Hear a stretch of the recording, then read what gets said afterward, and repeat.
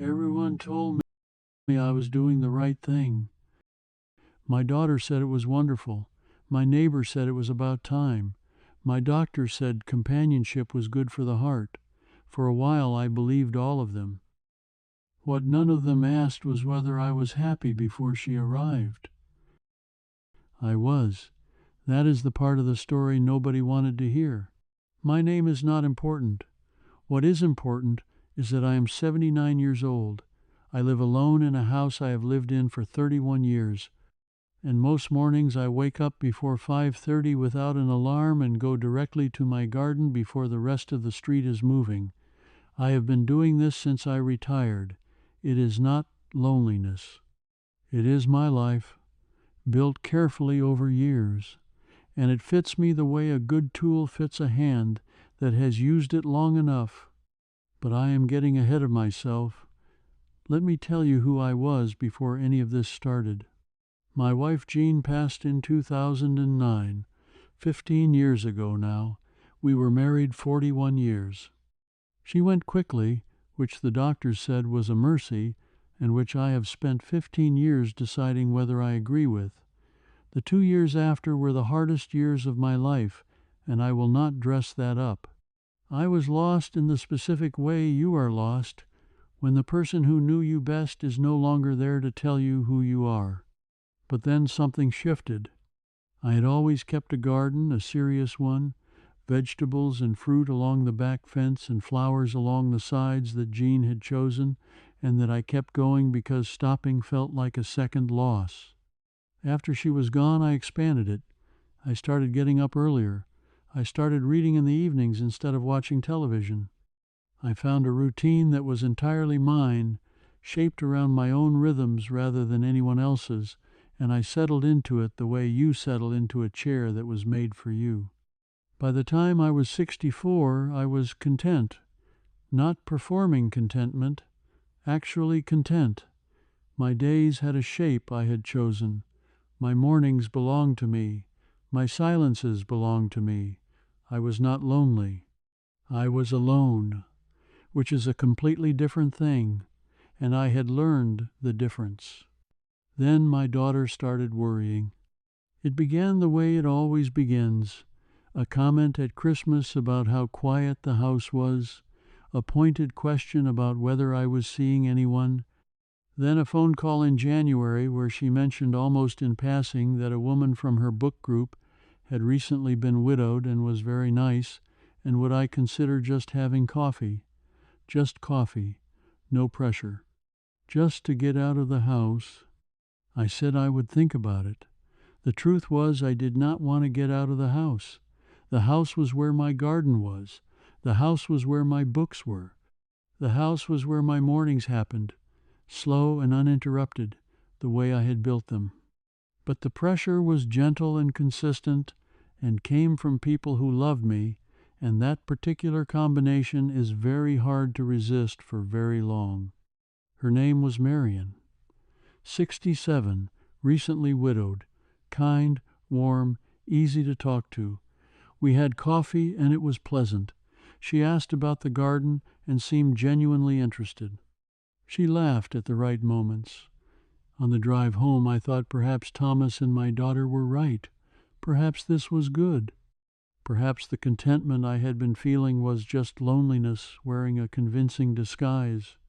That thought, that single doubt about my own happiness, was where the trouble started. Coffee became dinner. Dinner became twice a week. By summer, Marion was at the house most mornings, and everyone around me seemed relieved, and I told myself that their relief was evidence I had been wrong about my own contentment. The first months were genuinely warm. There is something real in being known by another person, in having someone ask how you slept and mean it. I will not pretend otherwise. But what I presented to Marion in those early months was not entirely me. It was the version of me that made dinner plans and answered the phone on the first ring and was ready to talk before 8 in the morning. The real me was still in the garden at 5:30 in a silence I had not yet told her was non-negotiable. She found out eventually. Everyone does. Marion was a talker in the mornings, not unkindly. She simply processed the day out loud before the day had properly started. Her grandchildren, her neighbor's situation, something she had read, something she had remembered. By 8 o'clock she had covered considerable ground. I am not a man who speaks before 9. That is not a flaw. It is simply how I am built, and Jean had understood it within the first year of our marriage without needing it explained. Marion never quite understood it at all. For her, silence in the morning meant something was wrong. She would look at me across the breakfast table with a careful expression and ask if I was all right. I was all right. I was just quiet. The distinction seemed impossible to convey. She did not like the garden either, though she never said so directly. She was too considerate for that. Instead, she would come out after an hour just to see how I was getting on, and stay, and ask questions about what I was doing and why. They were not bad questions, but they broke the particular quality of concentration that gardening requires, the kind that is also a kind of thinking, and once broken it does not easily return. I started going out earlier. She started coming out earlier.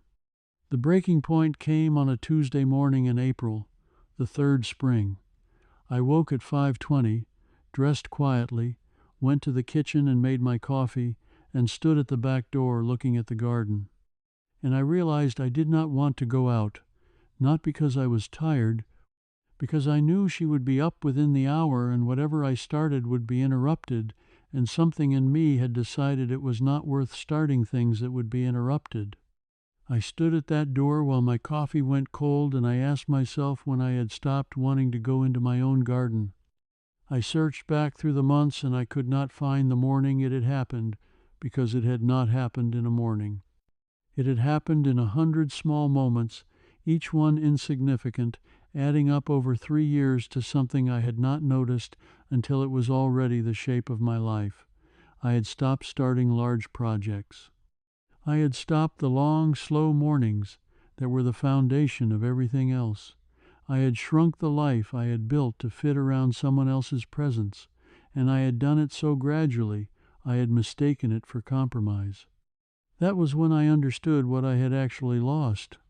Not the garden, not the mornings, not the silence. My belief that my way of living was sufficient, that a quiet life with a good garden and a long morning and a book in the evening was not a problem requiring a solution. For 3 years, gently and kindly, the people around me had suggested otherwise, and I had believed them. I ended the relationship 3 weeks later. It was painful.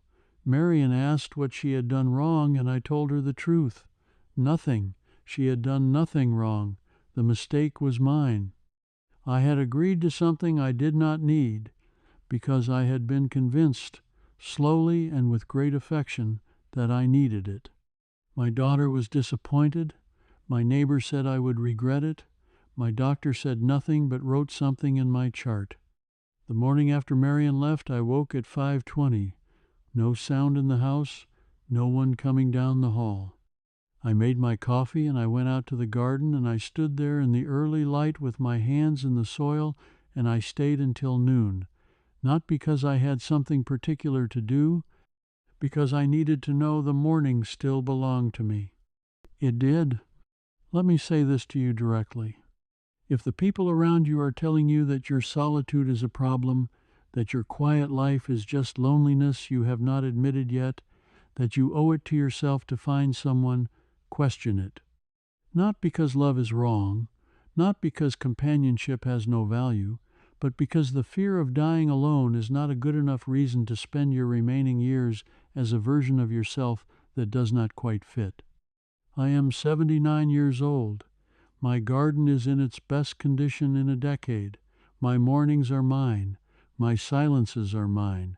My coffee is hot when I drink it, because there is no one to talk to while it goes cold. That is not a sad ending. That is the life I built, and it is enough.